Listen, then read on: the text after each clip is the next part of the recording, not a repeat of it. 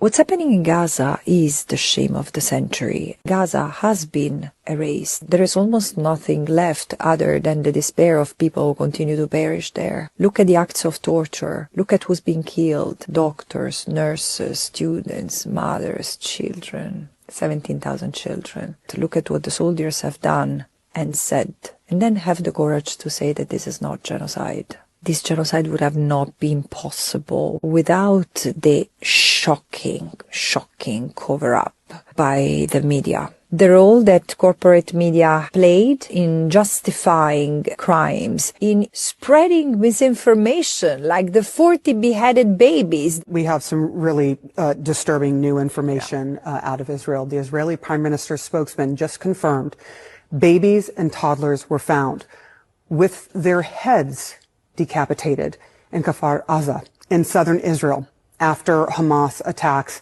in the kibbutz over the weekend. The basic ethical principles governing their profession. I choked up earlier reading this new revelation about 40 babies being killed. Oh my God. And some of them being beheaded. And I was like, how can any human being do that to a baby? The role of international media, of Western media in acting in defense of the acts of a genocidal state. This is unprecedented, but it's also revealing of the global situation we are facing, the fact that this is not just the genocide of the Palestinians committed by Israel. A number of Western countries are complicit, and so this is an opportunity to interrogate the system we live in, the checks and balances we have as a global community, how people in the West trying to stop the genocide have been repressed. There is momentum and goodwill to make a change, and people feel at loss because they look at their politicians who are in bad faith, especially those who claim to be human rights lawyers. A siege is appropriate?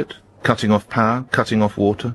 Well, I think that Israel does have that right. They know that you cannot advocate for starvation. They know that you cannot doubt that a genocide is ongoing where the International Court of Justice has recognized the plausibility of genocide. You should act upon the recognition of that plausibility. I'm well aware of the definition of genocide, and that is why I've never described this and referred to it as genocide. This genocide is also the consequence of the enduring impunity that Israel has been granted since its foundation. Israel has been allowed to violate hundreds of UN resolutions. And this is the result. A state that behaves as if it was above the law, and the state that becomes repressive against those who are trying to hold it accountable. Let me be clear.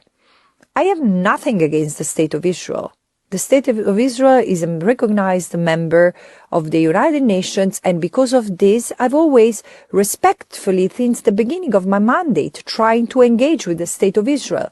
However, I cannot tolerate that the only modus operandi and the only way of existing of this state is by dispossessing, oppressing, and repressing another people. If the only way of Israel to exist is by being an apartheid state, well, we have a problem here. And this is where the conflict is. And Israel could be led by Buddhists, atheists, Muslim, Christians. It wouldn't change. The problem is not with the religious underpinning that Israel maintains. It's with the abhorrent human rights records that Israel has. This protracted impunity of Israel, including in the face of clearly war crimes, crimes against humanity, and plausibly genocide. In the face of all this, what remains of the international legal system? So we are at a critical juncture.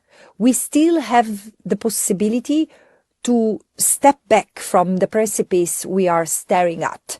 But we need to act in order to change that pattern of lack of accountability. This is why I think that it's important that where democracies or quasi-democracies still exist, ordinary citizens, people from all paths of life make their voice heard, to hold our politicians accountable, our institutions accountable, to make sure that, for example, in the UK, you have citizens who are fighting in the Israeli army. You have UK citizens who live in the settlements. It's time to hold people accountable. The reason why I have recommended the suspension of Israel's credentials as a member of the United Nations is because of the assault that Israel has launched against the United Nations in the past 13 months. It started with a prohibition of the United Nations to have humanitarian aid entering and delivered to the Palestinians in Gaza. And then it continued with the assault on UN premises in Gaza. 70% of them have been severely damaged. 237 UN staff members have been killed in Gaza alone.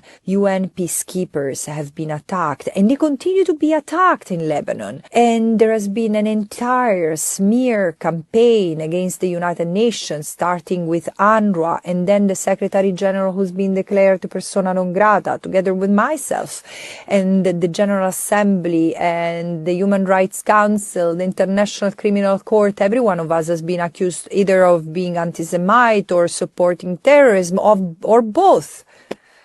And recently, Israel even passed a law that prevents UNRWA from operating in Israel, which means inability to enter the occupied Palestinian territory. What is this? I mean, this is such an incredibly negative precedent that is going to give carte blanche to destroy the UN wherever they are. But I do think that no one has the hubris that has grown into Israel's veins because of 75 years of impunity that the United Nations have granted to this state. What is striking is the lack of empathy. If you cannot empathize with the Palestinians who have been killed in dozens of thousands and been maimed, their homes have been destroyed, there is nothing to return to, and they've lived for 1 year under constant bombing, moving from one place to another, really on survival mode.